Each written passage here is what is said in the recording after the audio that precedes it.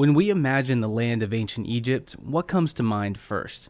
The Great Pyramids, the Sphinx, the intricate and beautiful hieroglyphs decorating elaborate ancient temples along the Nile? Perhaps we imagine Egypt's last pharaoh, Cleopatra, in the bustling city of Alexandria. Marble, granite, and limestone palaces, public baths, and temples. But what lies just beneath the scope of our imagination, where we only see the most grandiose vision of a prosperous and powerful ancient Egypt? What were the dangers of daily life in the land of pharaohs?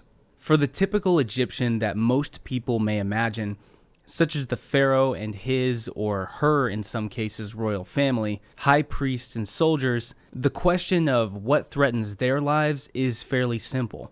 Their lives rested on the occurrence and outcomes of war. At times, soldiers may be sent into battle to defend Egypt, and if they were ultimately unsuccessful, the hierarchies of Egypt were overthrown and killed by foreign tribes or kingdoms. This happened more than a few times throughout Egypt's long 3,100-year reign. Not always, though, did an invasion harm the lives of the normal people living in Egypt.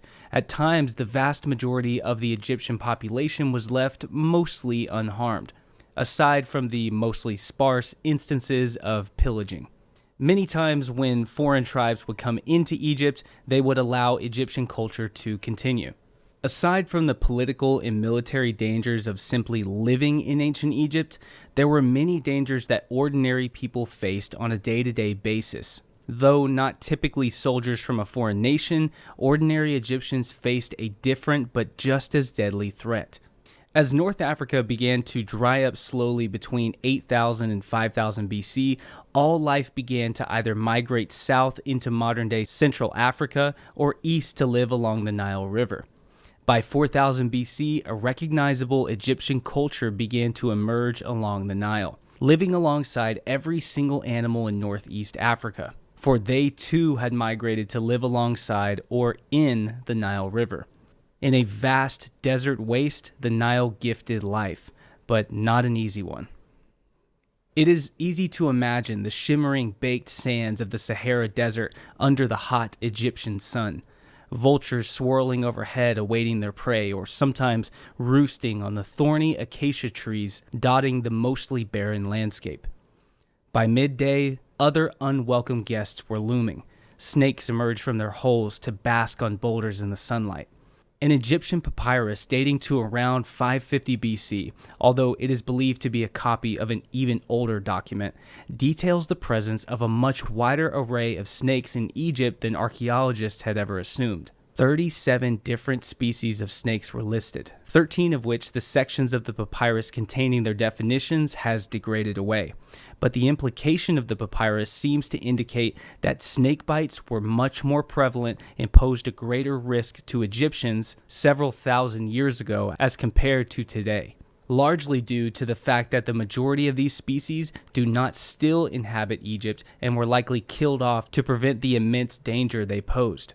These documents listed the numerous symptoms of various snake bites and included extremely vivid depictions of what these snakes looked like. This depiction, found on what is known as the Brooklyn Papyrus, depicts a four-fanged yellow and dark blue snake. Can anyone guess what the species is just by looking at the image? If you guessed boomslang, you'd be correct. A staggering 20 out of the 37 listed species in the papyrus were said to be venomous snakes. Now, I know a small amount about herpetology, enough to keep me alive while I'm exploring the jungles of Central America and Mexico. I did some research on the species listed in the papyrus, and what I found was that not all of the species have been discovered in modern times. It seems that some of these species were exclusive to the region, likely once exclusive to North Africa as a whole before the Sahara dried up, and the Egyptians eradicated the remaining species along the Nile River. Thus, they no longer exist today. So snakes were a huge issue. Now, in an arid environment, as compared to the jungles that I am so often in, you'd think that the possibility of a surprise snake bite would drastically decrease. But in fact, perhaps the opposite is true.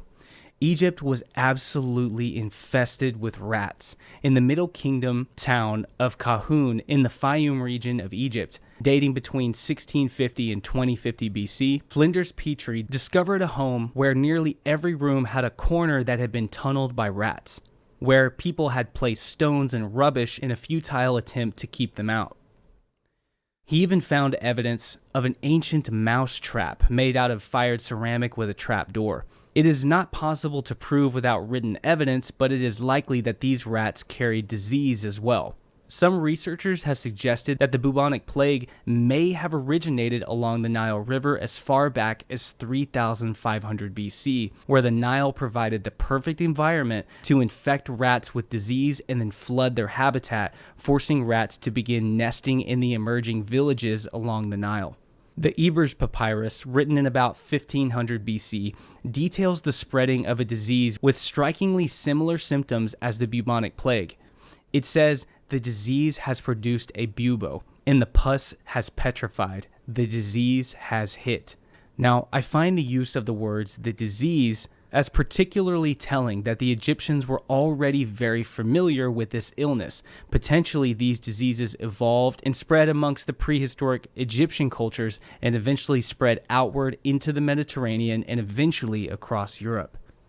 So how does all of this connect with the snakes that we spoke about earlier?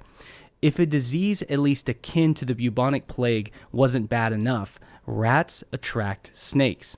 Many venomous snakes are pit vipers, which can see, smell, and track their prey. And unfortunately for the Egyptians, a snake's prey lived nestled within the walls of their homes. And a snake waiting to catch one of these rats would find any warm or cool, dark, and confined space in or around their home to coil up and wait for the perfect moment. You can imagine that this may be happening with more than one snake at a time as well, not to mention the venomous arachnids that took shelter in the human domain as well. The fat-tailed scorpion and the Egyptian black widow can deliver a dose of venom potent enough to be fatal within a matter of minutes. For Egyptians living on the peripherals of civilizations out in the fields with little to no wealth or access to medical treatment, avoiding these venomous snakes, spiders, and scorpions was essential for their survival. The other essential for survival was ready access to fresh water, of which, of course, the Nile provided. However, with the good comes the bad. The fresh water of the Nile brought life, but beneath its murky surface lay the jaws of death. 20-foot-long Nile crocodiles have patrolled the banks of the river since the beginning of time, even once sharing the river with the Spinosaurus over 100 million years ago. They are an ancient, formidable, and cunning predator that has evolved very little in the last 200 million years. They are opportunistic hunters that spend months tracking their prey, anticipating and planning a kill. They knew the time of day that ancient people knelt at the banks of the Nile to fill their water buckets. They knew the times that riverboats may come and go. They knew the time of day that people may come to bathe in the river, and they prepared for it. Expelling the air from their body and sinking to the river floor, where they stealthily approach the bank beneath the water's surface and use their powerful tail to launch themselves out of the water and snatch their prey. The Nile crocodile is one of only 2 crocodile species in the world that will actively hunt and eat human beings. In the 1950s and 60s, specialist game hunters were called in to kill a large crocodile that had been plaguing a small Egyptian village, preying on people and animals alike. When the crocodile was finally killed, it was found to be over 20 feet long and had the remains of multiple people digesting within it. This is a harsh and terrifying reality that Egyptians had been all too familiar with for at least the previous 4,000 years. The creature was so formidable and feared, it eventually became deified as the crocodile-headed god Sobek.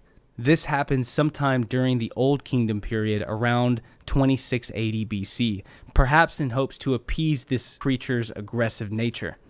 The crocodile was not the only danger lurking beneath the depths of the murky Nile River. Ancient documents such as the Ebers and the Edwin Smith papyri give us medical recipes for the treatment of hippopotamus bites. Less is known about the ancient Egyptians' daily interaction with the dangers of hippos along the Nile River, But sources indicate to us that herds of hippos were a constant threat to fishermen, people collecting water, children playing in the river, farmers in their fields. It is also said that the first pharaohs of the Old Kingdom intentionally hunted them and pushed them far south into Upper Egypt. The sighting of a hippo eventually became known as a foreshadowing of chaos, and the pharaoh's hunting of hippos became synonymous with the pharaoh's ability to conquer and chase away evil. And even when pharaohs were buried, small sculptures of hippos were placed in the tombs as well. However, they posed such an immense threat to all Egyptians in life that the legs of the sculptures were broken before being placed into the tomb, just to make sure that the hippo didn't pose a threat to the afterlife. Just to be sure. I'm Luke Caverns. If you'd like to see more videos on life in the ancient world, well then please like and subscribe for more, as that's really all you have to do to help out the channel. Also, don't forget that tickets are now live to see me live at the Cosmic Summit as well as Eclipse at the Canyon. I'll leave a link in the description below for both of those events. As always, thank you so much to all of my patrons and YouTube members who make everything that I do possible. For more videos on ancient civilizations, please like and subscribe for more.